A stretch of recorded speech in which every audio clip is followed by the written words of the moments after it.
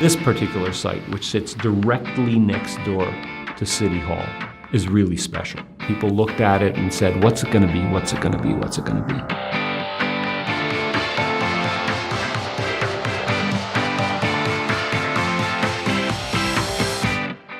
If you ask the team at Andren, they will remember the first day we sat down in the offices in Kitchener and said, yeah, I think we should go after this site. And I sat in a corner and sketched, very, very roughly an idea of what this site could be. Not only what it could look like, but how it could act and behave in the sphere in which it sits, which is a very interesting sphere.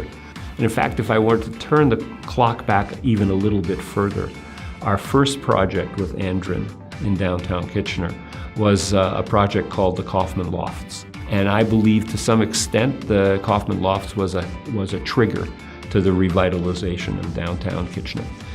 This particular site, which sits directly next door to City Hall, is really special. And from the very beginning, we thought that the notion of this project as a two-phase development with really three different pieces, the challenge was how to weave them together and how to also integrate the city through the site. So at every point that we looked at a building on the site, we looked at how not only do you get into it, but how do you get around it? How do you actually experience it from all angles?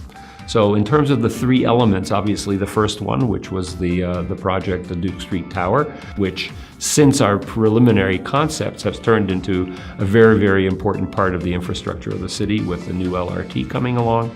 The second part is the office building, which we're proposing to build along King Street, which will be an incredible opportunity for really revitalizing the kind of creative industries that have been drawn to Kitchener, and which I think are the thinking and the real germ behind the way we think about who might live here.